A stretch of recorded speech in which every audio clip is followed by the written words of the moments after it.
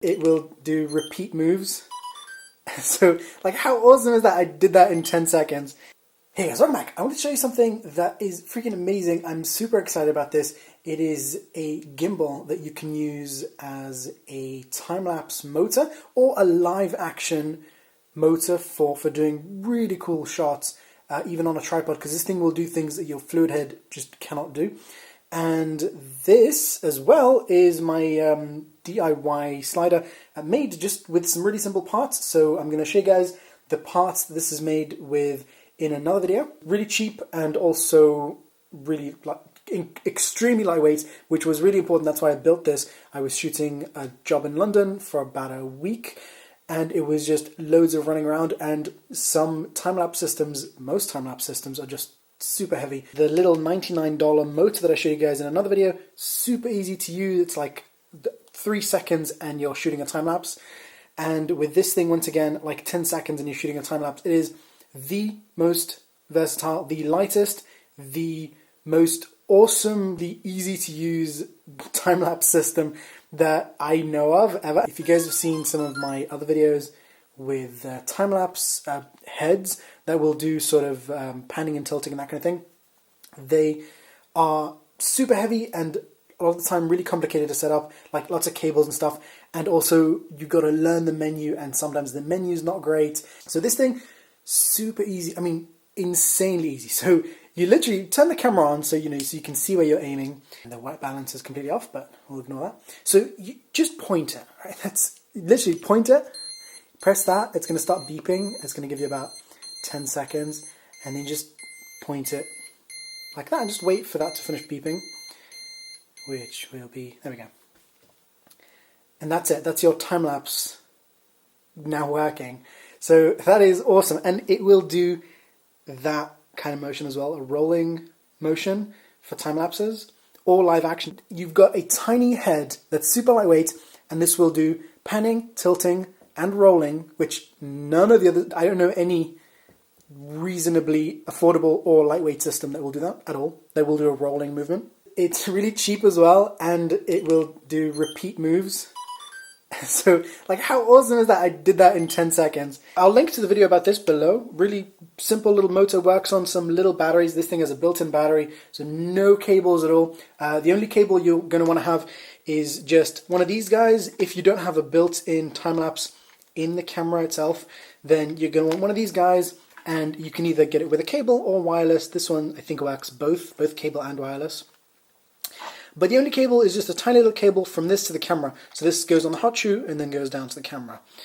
So, and then that's how you actually get the shutter to go off for your time lapses. So down here, I'm just going to press the button. And there we go. Reset this back, really nice and easy. Press that.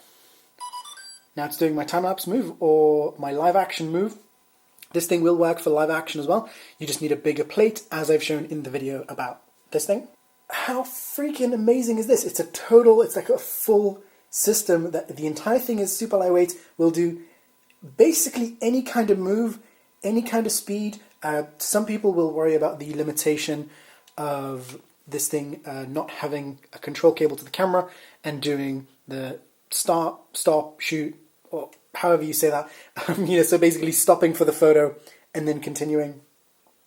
And as I've explained in some of the videos, I think I've explained this, you don't need that. It's been sort of promoted as a feature that you want, and it's not a bad feature to have for some situations, but you cannot make a time-lapse have more camera motion blur than a live action video shot at 1/30 of a second shutter speed. I might demonstrate that in a video at some point, but basically, to the best of my knowledge, there is no reason to have that as an option. It's nice to have as an option, but in my opinion, you don't have to have it. This here is a little thing called Cat Claw, just something that was sent to me for review. And then this is one of the other pieces from that. It's like a whole system of parts that connect together. So here, this is being used with a tiny tripod, but most of the time I would use this with a little bit of a more sturdy tripod. Here, just, in the studio, it doesn't really matter that much. Right now, the limitation with this is that you cannot take this and use it with a phone to control the time-lapse duration. You can have 4 different times set. So you can set that to different things using a computer. In the future, you should be able to do that with a phone, but right now, the phone app, there is a phone app to connect to this, but that doesn't support the time-lapse feature yet. Maybe it will in the future. Hopefully it will. Also, currently, this doesn't connect to Bluetooth. It has a connection place to connect it to Bluetooth, and hopefully in the future, that will be available. Apparently it will cost $20, but it's not guaranteed to come out. The person who sent me this said they will make it if there's a demand for it. So apparently, it costs like $15 or $20 for this little Bluetooth add-on. And that's because they're trying to keep the cost of this as low as possible. So they didn't include Bluetooth because a lot of people in previous models didn't use the Bluetooth. For me, this limitation is not a huge problem, but it just means that you need to calculate the time that you want your time lapses to go before you go out and change it. And then you have those about 4 different options for time-lapse durations. So for some people that might work fine. For example, you could set one of those modes to, let's say, 5 minutes, one of them to 20 minutes, and one of them to an hour, and one of them to 5 hours. So you have a few different options for time-lapses depending on what you need, or just bring a laptop with you. Now, if you absolutely love this system like I do, but you don't want to carry your laptop around, maybe it's too big or you don't have a laptop or whatever, you could actually buy a super, super cheap, tiny little laptop, and this will still be so much lighter than any other proper time-lapse system that I know of. And in my opinion, that's still worth it. And it'd still be a lot cheaper than most other ones. It's not perfect at the moment. It, I think, could be pretty damn close to perfect once this thing can work with a mobile phone. So overall, this thing is fairly simple to use. So you have the on-off button right there, and this button with a single press will also bring you back to center. That's a lovely feature. I've not seen that on any other gimbal that I've owned, so that's really nice. And then we have sort of the normal sort of single button option on, that you have on most gimbals. A little joystick above that, and that joystick doesn't control the roll, but I do believe that you can set this button so that with a certain press, that will change this to control the roll as well. Now this thing will have a hard time balancing really big cameras like a 5D Mark III here. This thing is huge and very heavy and metal. So in theory, I think the motors here should be strong enough to do a time lapse with this, and I was able to balance it. But to balance it, I did have to remove a little screw from here.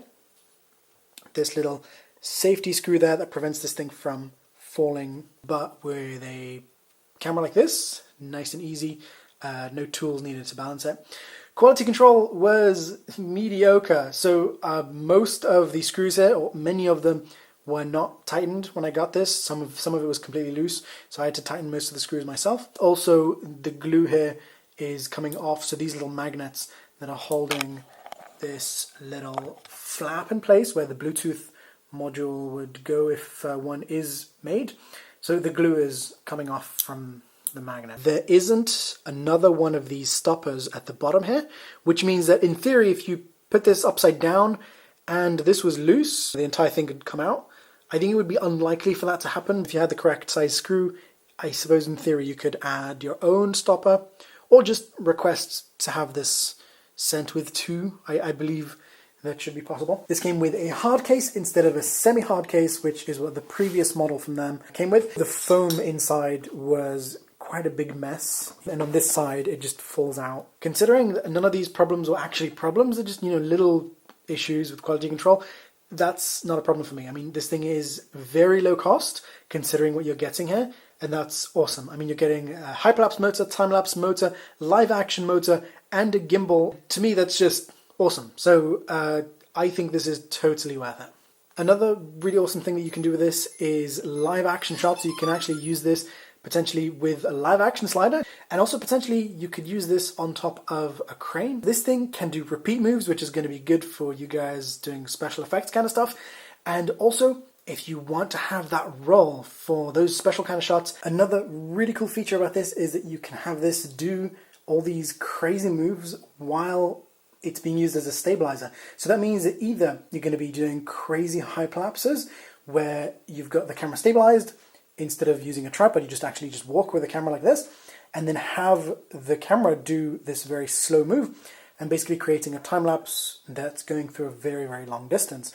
And also for live action shots, without having a camera operator next to you with a wireless remote, something to keep in mind is that this thing won't remember your exact move. It will only remember the start and end positions. So for example, it won't remember if you do this and then this and then that. It won't record that. Connecting this to a computer is fairly simple. You go to this website and you download one of these, for whatever computer you have, and then you go to this website, once again, download the one for your computer, and once again, this thing, download the one for your computer. So 3 things to download. So here's what the software looks like. Really easy to connect. You plug in the USB cable. Obviously make sure that you've installed those things. It took me a few minutes to do.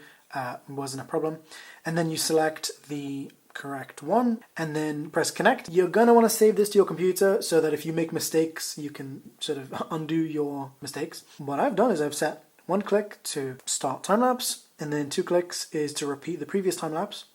And then the 3 clicks, 4 clicks, 5 clicks, and a long press, so the remaining 4, I've set to different durations. So the way you do that is you go to profile 1, for example, and then I go down here to time-lapse duration, and you can also set the acceleration, sort of the dampening of the movement, whether you want it to start immediately or sort of start gradually, which is nice. So the default here was set to 10, and I just left it at that. I was like, that was fine, it was working well. But you can change this to something else if you want. This is the duration. So here I've got profile 1 set to 15 seconds. So 3 clicks is set to profile 1. So 3 clicks will give me 15 seconds. And also, when I move to profile 1, I can have that do other things at the same time as well. So for example, right now, when I go to profile 1, it goes to follow mode. You might want to turn this off while you're doing this, because that's just going to save you some battery. You can still do all this while it's off. Now, there are pros and cons to this system. The pro is that you can change pretty much everything.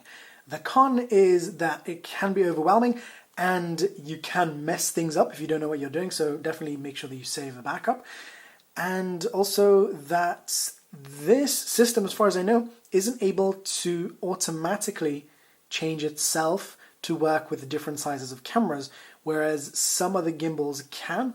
I could be mistaken about that, but as far as I understand, this will require you to know how to change what are called PID settings.